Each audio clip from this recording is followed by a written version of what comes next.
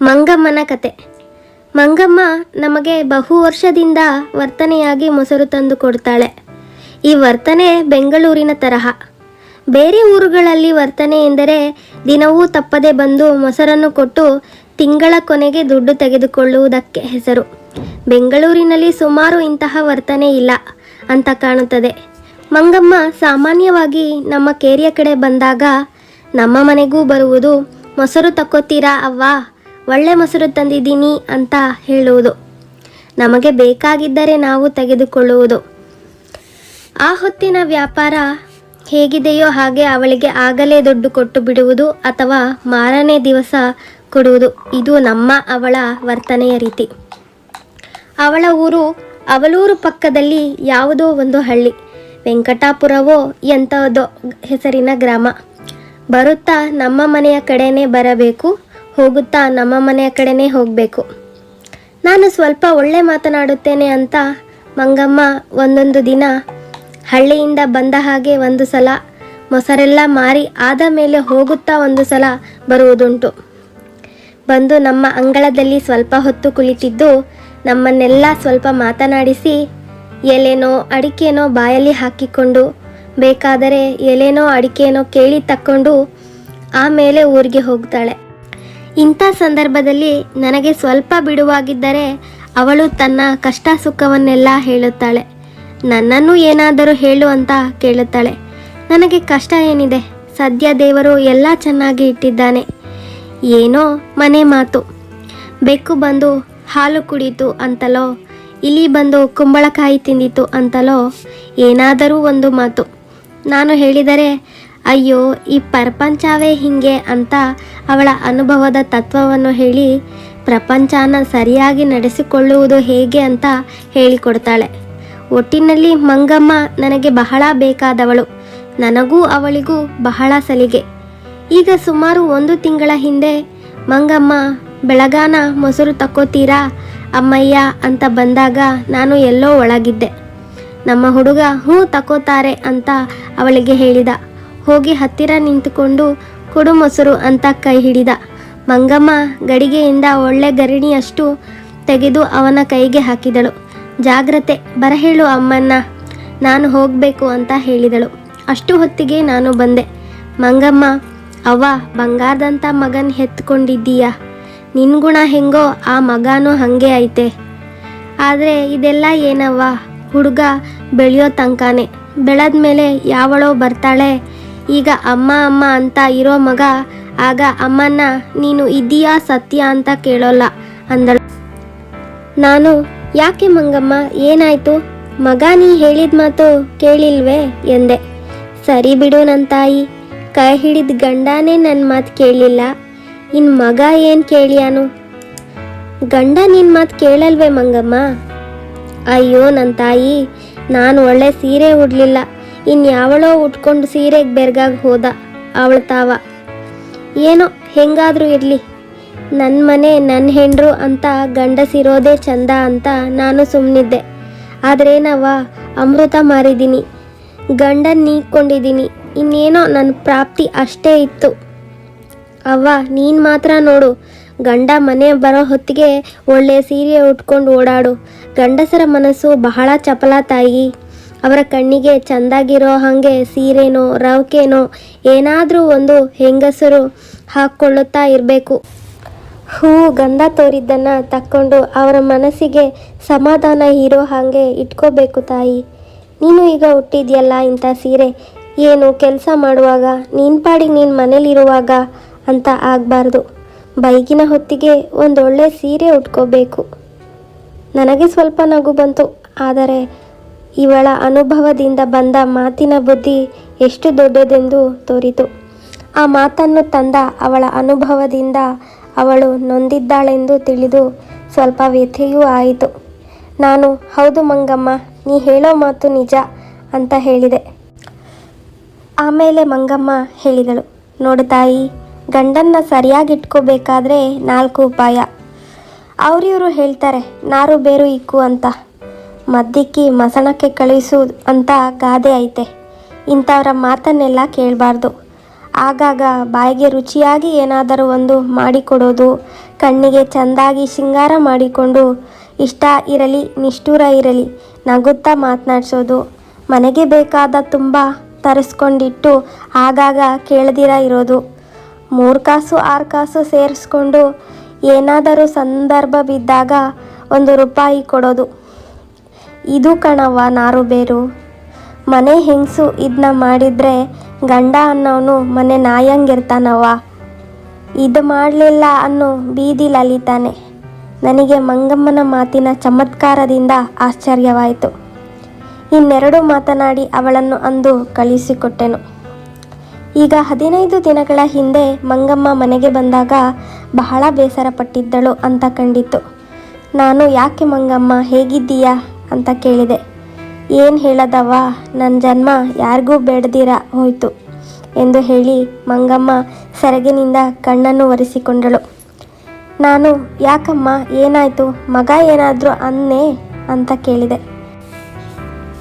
ಹ್ಞೂ ಅಂದ ಕಣವ್ವ, ಅವನ ಹೆಂಡ್ರು ಅರಿಯತ್ ಕುನ್ನಿ ಮಗ ಆಯ್ತಲ್ಲ, ಅದು ಏನೋ ಮಾಡ್ತು ಅಂತ ಅದನ್ನು ಹೊಡೆದ್ಲು. ಯಾಕ ಯಾಳಿ ರಕ್ಕಸಿ ಹಂಗೆ ಅರಿಯತ್ ಕಂದನ್ನು ಹೊಡಿತಾ ಇದ್ದೀಯಾ ಅಂತ ಅಂದೆ. ನನಗೆ ಎದುರು ಬಿದ್ದು ತಾರು ಮಾರು ನನ್ನ ಬೈದ್ಲು. ಇದೇನೇ ಇದು, ನಿನ್ನ ಗಂಡನ ಹೆತ್ತ ತಾಯಿ ನಾನು, ನನ್ನಿಷ್ಟು ಮಾತಂತೀಯ, ಆಗಲಿ ಅವನೇ ಬರಲಿ ಕೇಳೋಣ ಅಂತ ಹೇಳಿದೆ. ಸರ್ದಾರ ಮನೆಗೆ ಬಂದ. ನೋಡಪ್ಪ, ಹುಡುಗನ ಸುಮ್ಮನೆ ಬಡಿತಾಳೆ, ಬೇಡ ಅಂದರೆ ನನ್ನ ಬೈತಾಳಲ್ಲೋ, ನೀನು ಹೆಂಡ್ತಿಗೆ ವಸಿ ಬುದ್ಧಿ ಹೇಳು ಅಂದೆ. ಅವಳು ಏನ್ನ ನನಗೆ ಬುದ್ಧಿ ಹೇಳೋದು, 5 ತಂಟೆ ಮಾಡಿದ್ರೆ ಬೇಡ ಅನ್ನೋಕ್ಕೆ ನನಗೆ ಅಧಿಕಾರ ಇಲ್ಲೋ, ನೀನು ನನ್ನ ಗಂಡನ ಹೆತ್ತಂಗೆ ನಾನು ಈ ಮಗನ ಹೆರ್ಲಿಲ್ವೋ, ಯಾವ ಥರದದ್ದು ಬುದ್ಧಿ ನನಗೆ ಹೇಳಬೇಕಾಗಿರೋದು ಅಂದ್ಲು. ಎಷ್ಟಾದರೂ ಅವಳು ಹೆಂಡ್ರು ಕಣವೋ, ನಾನು ತಾಯಿ, ಅವಳಂದರೆ ಬದಲಿಗಂತಾಳೆ, ನನ್ನಂದರೆ ನಾನೇನು ಮಾಡೋ ಹಂಗಿದ್ದೀನಿ. ಅವನು ಹೌದಮ್ಮ, ಅವಳ ಹೆತ್ತ ಮಗುನ ಅವಳು ಹೊಡಿತಾಳೆ, ನೀನು ಯಾಕೆ ಅವಳ ತಂಟೆಗೆ ಹೋಗ್ತೀಯಾ, ನನ್ನ ದಂಡಿಸು ಅಂದ. ಹಾಗಾದರೆ ನಾನು ಮಾಡಿದ್ದು ತಪ್ಪೇನೋ ಅಂದೆ. ತಪ್ಪೋ ಸರಿಯೋ, ಹೆತ್ತೋಳು ಮಗನ ದಂಡಿಸ್ಕೊಡ್ದು ಅನ್ನೋಕ್ಕೆ ಆಗದ್ಯಾ ಅಂದ. ನನಗೆ ಕೋಪ ಬಂತವ, ಮಾತು ತಪ್ಪಿ ಬಾಯಾಗಿ ಬಂತು. ಏನೋ ಇದು, ಹೆಂಡ್ರು ನಿನ್ನೆ ಹಾಕಿರೋ ಮಂಕು ಬುದ್ಧಿಲಿ ನಿನ್ನೆ ಅವಳು ಕಂದನ ಬಡಿದ್ರೂ ಸರಿಯೇ ನನ್ನ ಬೈದ್ರೂ ಸರಿಯೇ ಆಗದೆ ಚೆನ್ನಾಗಿ ಹೋಯ್ತಪ್ಪ. ನಾಳೆ ಅವಳು ತಾಯಿನ ಆಚೆ ಕಳಿಸು ಅಂದರೂ ನೀ ಕಳಿಸೋನೆ ಅಂದೆ. ಮಗ ಇನ್ನೇನು ಮಾಡೋಕ್ಕಾಗದವ, ಹೆಂಡತಿ ಇದ್ದರೆ ನಾನಿರೋದಿಲ್ಲ, ನಾನಿದ್ರೆ ಹೆಂಡತಿ ಇರೋದು, ಬೇಡ ಅಂದರೆ ದಿಕ್ಕಿಲ್ದ ಹೆಂಗಸು, ಅವಳನ್ನ ಏನು ಮಾಡೋದು ಅಂದ. ನನಗ್ಯಾರಪ್ಪ ದಿಕ್ಕು ಅಂದೆ. ನೀನೇನವ್ವ, ದನ ಅದೆ, ಕರ ಅದೆ, ದುಡ್ಡದೆ, ಕಾಸದೆ, ನಿನ್ನ ನಾನು ಸಾಕಬೇಕಾದ್ದೇನು ಅಂದ. ಹಾಗಾದರೆ ನಾನು ಬೇರೆ ಹೋಗು ಅಂತೀಯೇನೋ ಅಂತ ಕೇಳಿದೆ. ನಿನ್ನಿಷ್ಟ, ಹೋಗಬೇಕು ಅಂದರೆ ನಾನು ಬೇಡ ಅನ್ನೋಲ್ಲ ಅವ್ವ, ನಿಮ್ಮ ಪಂಚಾಯತಿ ಸಾಕು ನನಗೆ ಅಂತ ಅವ ಅಂದ. ಆಗ್ಲಪ್ಪ, ಹಾಗಾದರೆ ಇವತ್ತು ಮಧ್ಯಾಹ್ನದಿಂದ ನಾನು ಬ್ಯಾರೆ ಇದ್ದೀನಿ, ನೀನು ನಿನ್ನ ಹೆಂಡ್ರು ಸುಖವಾಗಿರಿ ಅಂತ ಹೇಳಿಟ್ಟು ಇದೋ ಮೊಸರು ತಕ್ಕೊಂಡು ಬಂದಿದ್ದೀನವ್ವ. ಇದನ್ನೆಲ್ಲ ಹೇಳಿ ಮಂಗಮ್ಮ ಸುಮ್ಮನೆ ಅತ್ತಳು. ನಾನು ಸಮಾಧಾನ ಮಾಡಿದೆ. ಸರಿ, ಇದೆಲ್ಲ ಏನು ದೊಡ್ಡ ಮಾತು, ಹೋಗ್ತೀಯಾ ಎಂದಿನ ಹಾಗೆ ಮನೆಯಾಗಿದ್ದು ಬಿಡ್ತೀಯಾ, ಎಲ್ಲ ತಾನೇ ಸರಿ ಹೋಗುತ್ತೆ ಬಿಡು ಮಂಗಮ್ಮ. ಹೀಗೆ ಧೈರ್ಯ ಹೇಳಿ ಮೊಸರನ್ನ ತೆಗೆದುಕೊಂಡು ಅವಳನ್ನು ಹಣ ಕೊಟ್ಟು ಕಳಿಸಿದೆ. ಮಾರನೇ ದಿನ ಮಂಗಮ್ಮ ಬಂದಾಗ ಹಿಂದಿನ ದಿನದಷ್ಟು ವ್ಯಸನವಿರಲಿಲ್ಲ, ಆದರೆ ಮನಸ್ಸು ಎಂದಿನಂತೆ ಹಗುರವಾಗಿಯೂ ಇರಲಿಲ್ಲ. ಜಗಳ ಸಮಾಧಾನ ಆಯಿತೋ ಇಲ್ಲೋ ಮಂಗಮ್ಮ ಅಂದೆ. ಸಮಾಧಾನ ಆಗೋಕೆ ಬಿಟ್ಟಾಳಾ? ನೆನ್ನೆ ಮೊಸರು ಮಾರಿ ಮನೆಗೆ ಹೋದರೆ ನನ್ನ ಮಡಿಕೆ ಕುಡಿಕೆ ಎಲ್ಲನೂ ಒಂದು ಪಕ್ಕಕ್ಕಿಟ್ಟಿದ್ದಾಳೆ. ಒಂದು ಗುಡಾಣದಾಗ ರಾಗಿ, ಒಂದರಾಗ ಅಕ್ಕಿ, ಒಂದಿಷ್ಟು ಉಪ್ಪು ಮೆಣಸಿನಕಾಯಿ ಎಲ್ಲನೂ ತಾನು ತನ್ನ ಗಂಡನು ಉಂಡದ್ದಾಯ್ತು ಅಂತ ಕಾಲು ಚಾಚಿ ಕುಳಿತಿದ್ದಾಳೆ. ಹೆಂಗವ ಜಗಳ ಸಮಾಧಾನ ಆಗೋದು? ನಾನು ಒಂದಿಟ್ಟು ಹಿಟ್ಟು ಬೇಯಿಸ್ಕೊಂಡು ತಿಂದೆ ಕಣವ್ವ. ಬಾಯಾಗಿ ಹೇಳಿದ್ದಾಯ್ತು, ಅವರಿಷ್ಟೇ ಸಾಕು ಅಂದರು. ಮದುವೆ ಆದಮೇಲೆ ಮಗ ನಮ್ಮೋನೇ ತಾಯಿ. ಸರಿ, ಅವನಿಗೆ ಬ್ಯಾಡದೇ ಇದ್ಮೇಲೆ ನಾನು ಯಾಕೆ ಮೇಲ್ ಬಿದ್ದು ಹೋಗಬೇಕು? ಬ್ಯಾರೇನೇ ಇದ್ದೀನಿ ಕಣವ್ವ. ದಿನ ಆ ಮಗುಗೆ ಒಂದಿಷ್ಟು ಮೊಸರು ಕೊಟ್ಟು ಆಮೇಲೆ ಮಾರಕ್ಕೆ ಬರ್ತಾ ಇದ್ದಿ. ಈ ಹೊತ್ತಿನಾಗೆ ಸರಿಯಾಗಿ ಅವಳು ಅವನ್ನ ಎಲ್ಲೋ ಕರ್ಕೊಂಡು ಹೋಗಿದ್ಲು. ಆ ಹುಡುಗನ ನಾನು ಮಾತನಾಡಿಸಿ ಕುಡ್ದು ಅಂತ ಮಾಡ್ತಾಳೆ ನೋಡು. ನಾ ಬಲ್ಲಿನಿ ಅಂದಳು. ಎಷ್ಟು ಸಣ್ಣ ಮಾತು ಏನು ರಾಮಾಯಣವಾಗಿ ಕೂತ್ಕೊಂಡಿತ್ತು ಅಂತ ನನಗೆ ಆಶ್ಚರ್ಯವಾಯಿತು. ಆದರೆ ಇದಕ್ಕೆ ನಾನೇನು ಮಾಡುವ ಹಾಗಿಲ್ಲ ಅನ್ನೋ ಇನ್ನು ಯಾವುದೋ ಒಂದೆರಡು ಮಾತನಾಡಿ ಮಂಗಮ್ಮನನ್ನು ಕಳುಹಿಸಿಕೊಟ್ಟೆ. ಆಮೇಲೆ ಒಂದೆರಡು ದಿನ ಈ ಮಾತನ್ನು ಎತ್ತಲಿಲ್ಲ. ಮಂಗಮ್ಮ ಬೇರೆಯೇ ಇದ್ದಾಳೆಂದು ತೋರಿತು. ಆಮೇಲೆ ಒಂದು ದಿನ ಮಂಗಮ್ಮ, ಅವ್ವ ನೀನು ಹಾಕ್ಕೊಳ್ತೀಯಲ್ಲ ಆ ಮಕ್ಮಲ್ ಬಟ್ಟೆ, ಅದು ಗಜಕ್ಕೆ ಎಷ್ಟು ಬೆಲೆಯವ್ವ ಎಂದ್ಲು. ಯಾಕೆ ಮಂಗಮ್ಮ ಅಂದೆ. ಇಷ್ಟು ದಿನಾನು ಮಗನಿಗೆ ಮೊಮ್ಮಗನಿಗೆ ಅಂತ ಕಾಸಿಗೆ ಕಾಸು ಸೇರಿಸಿದ್ದೀನಿ ಕಣವ, ಇನ್ಯಾಕೆ ಸೇರಿಸೋದು, ನಾನು ಒಂದು ಮಕ್ಮಲ್ ಜಾಕೆಟ್ ಹೊಲಿಸ್ಕೊಂಡು ಓಡಾಡ್ತೀನಿ ಎಂದಳು. ಅದರ ಜಾಕೆಟು 7-8 ರೂಪಾಯಿ ಆಗಬಹುದು ಮಂಗಮ್ಮ ಅಂದೆ. ಆ ದಿನ ಹೋದವಳು ಮಂಗಮ್ಮ ದರ್ಜಿ ಅಂಗಡಿಯಲ್ಲಿ ಮಕ್ಮಲ್ ಬಟ್ಟೆ ವ್ಯಾಪಾರ ಮಾಡಿದ್ದಾಳೆ, ಹೊಲಿಯೋದಕ್ಕೆ ಹಾಕಿದ್ದಾಳೆ. ಮಾರನೇ ದಿವಸ ಊರಿಗೆ ಬರ್ತಾ ಅದನ್ನು ಹಾಕ್ಕೊಂಡೇ ಬಂದಿದ್ದಾಳೆ. ನೋಡ್ದ ಅವ ನನ್ನ ಸಿಂಗಾರನ ಯಜಮಾನನಿದ್ದಾಗ ಒಂದು ಒಳ್ಳೆ ಸೀರೆ ತಕ್ಕೊಳ್ಳಿಲ್ಲ. ಅವನು ಯಾವಳನ್ನೋ ನೋಡ್ಕೊಂಡು ಹೋದ. ಮಗನಿಗೆ ಕಾಸಿರಲಿ ಅಂತ ಕೂಡಿಸಿಟ್ಟೆ. ಈ ಮಗನ ಸುದ್ದಿ ಹೀಗಾಯಿತು ನೋಡು ನನ್ನ ಸಿಂಗಾರನ ಎಂದಳು. ನನಗೆ ಮಗನನ್ನು ಬಿಟ್ಟು ದುಃಖದಲ್ಲಿ ಮಂಗಮ್ಮನಿಗೆ ಸ್ವಲ್ಪ ಬುದ್ಧಿ ಭ್ರಮಿಸಿದೆ ಎಂದು ತೋರಿತು. ಬಹಳ ಕೋಪ ಬಂದಾಗ ಯಾರಿಗಾದರೂ ಹೀಗಾಗುತ್ತದೆ. ನಾನು ಏನೂ ಹೇಳಲಿಲ್ಲ. ಆದರೆ ಈ ಜಾಕೆಟಿನಿಂದ ಅವಳಿಗೆ ಇತರರೊಂದಿಗೂ ಜಗಳ ಬಂದಿತ್ತು. ಅವರ ಊರಿನ ಒಬ್ಬ ಹುಡುಗ ಬೆಂಗಳೂರಿನಲ್ಲಿ ಓದುತ್ತಾ ಇದ್ದಾನಂತೆ. ಅವನು ಪರಂಗಿಯವರ ಹಾಗೆ ಅಥವಾ ನಮ್ಮವರು ವಿದ್ಯಾವಂತರು ಎನ್ನುವವರು ಈಗ ಹಾಕಿಕೊಳ್ಳುವ ಹಾಗೆ ಟೈ ಕಾಲರ್ ಹಾಕಿಕೊಳ್ಳುವ ವಿದ್ಯಾವಂತ, ನಾಜೂಕು ಅಂತ. ಅವನು ಮಂಗಮ್ಮ ಕಂಡಾಗ, ಏನಮ್ಮ ಪೂರಾ ಮಕ್ಮಲ್ ಜಾಕೆಟ್ ಹಾಕ್ಬಿಟ್ಟೆ ಅಂದನಂತೆ. ಮಂಗಮ್ಮ, ಯಾಕೋ ಹೈದ ಬಹಳ ಉಚಾಯಿಸಿ ಮಾತಾಡ್ತಿದ್ಯಾ, ನೀನು ಆ ಕುತ್ತಿಗೆ ಉರ್ಲು ಹಾಕೋಬಹುದಂತೆ, ನಾನು ಈ ಜಾಕೆಟ್ ಹಾಕೋಬಾರ್ದಾ ಎಂದಳಂತೆ. ಅಂದಿನಿಂದ ಅವರಿಗೆ ಮಾತು ನಡೆಯಿತು. ಹತ್ತಿರದ 4 ಜನ ನಕ್ಕರು. ಮಾರನೇ ದಿನ ಮಂಗಮ್ಮ ನನಗೆ ಇದನ್ನು ಹೇಳಿದಳು.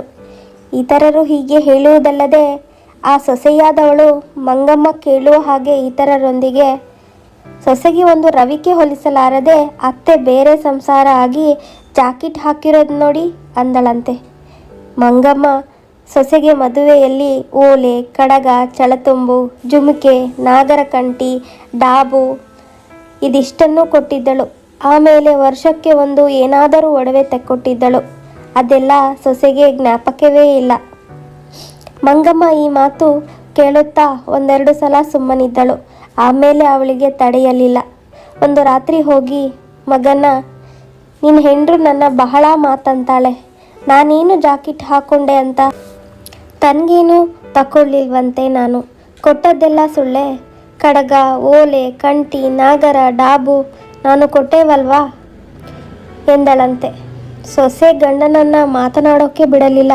ಗಂಡ ಇಲ್ಲದ ಮುದುಕಿ ನೀನು, ಈಗ ಓಲೇನು ಡಾಬುನು ಹಾಕೋತೀಯಾ, ತಕೊಂಡು ಹೋಗು ಹಾಕೋ ಎಂದಳು.